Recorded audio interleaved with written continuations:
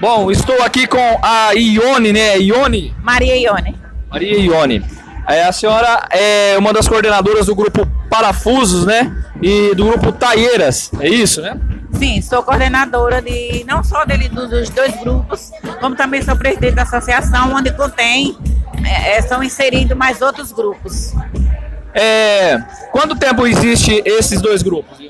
Há mais de um século, porque já são história secular, na época dos escravos, na época de Benedito, que trabalhava no palácio, né, que são as devotas são Benedito, as Taeiras.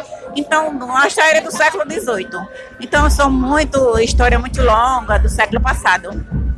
Gostaria que a senhora começasse contando a história dos parafusos, né? A senhora contou um pouquinho ali no palco, eu achei curioso e eu queria que a senhora contasse aqui pra gente.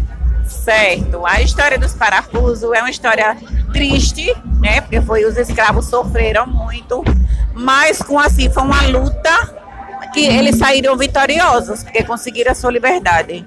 Eles trabalhavam nos engenhos, nas fazendas, e eles eram muito maltratados. Então eles estavam cansados daquela vida de opressão que eles viviam dos seus senhores de engenho. Então, na calada da noite, ele saiu em busca de comida e encontrou as anáguas que eram estendidas no Quaradouro para que essas náguas alvejassem com o sereno da noite. Então, eles tiveram a ideia de colocar uma sobre a outra para aparecer, e saíam na calada da noite pelos matos, pelos canaviais, porque quem avistava pensava que era alma sem cabeça, ou visagem, alguma coisa, né? O pessoal tinha medo, pensava que era algo estranho. E foi aí que eles conseguiram chegar até os quilombos. E lá eles estavam seguros que os senhores não tinham mais como pegar eles, né? Quando eles foram libertos, eles saíram pelas ruas para comemorar a liberdade. Vestiram as anáguas que eles tinham roubado e saíram fazendo rodopio lá em frente à igreja matriz da nossa cidade. O padre assistindo achou interessante e disse que parecia um parafuso, que eles rodavam e desfaziam.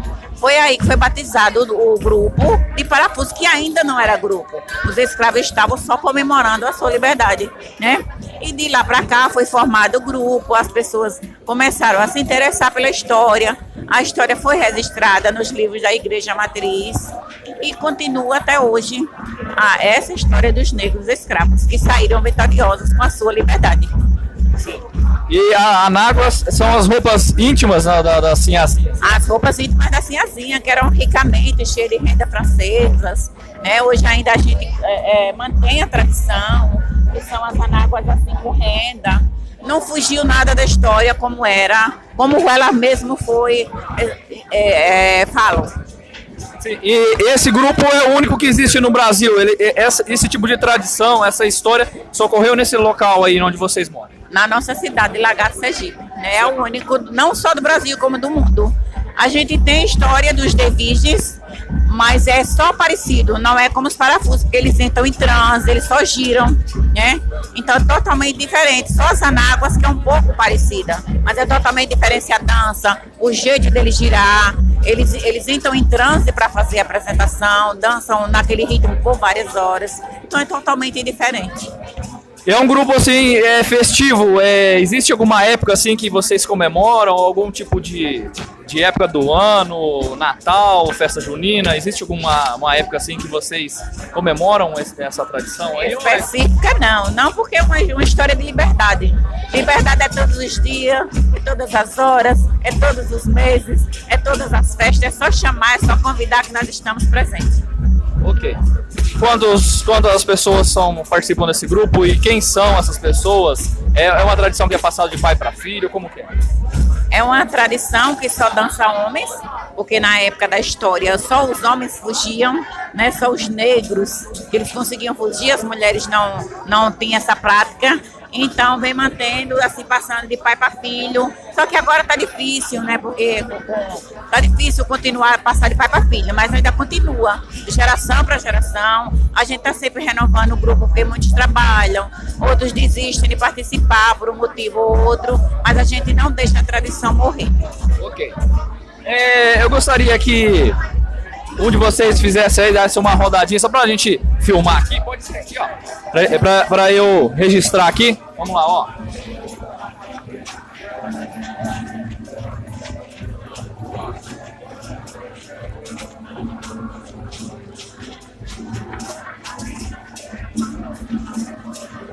Obrigado, agora sim.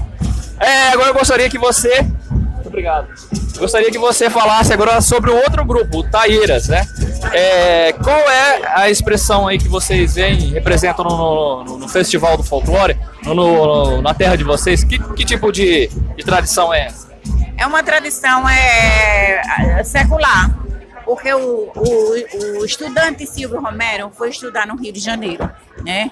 Ele é um estudante, era estudante na época, e no Rio de Janeiro ele conheceu essa história que vindo de Portugal.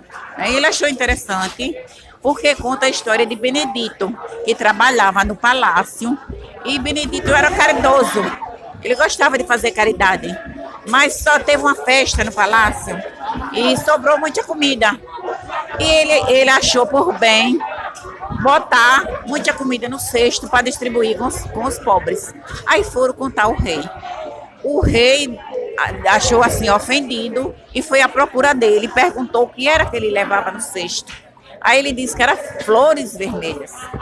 O rei achou uma afronta, porque sabia que ele estava mentindo, e golpeou Benedito. Então foi aí que ele caiu, ficou ferido. O motivo da gente usar as espadas, significando aquela tradição do rei golpear por tudo, das guerras, né? Então foi o primeiro milagre que ele fez sem ser santo, sem morrer. Então, com a morte dele, as mulheres viraram devotas, né, de Benedito, pelo milagre que ele fez. E aí elas continuaram essa prática de devoção. É uma dança religiosa.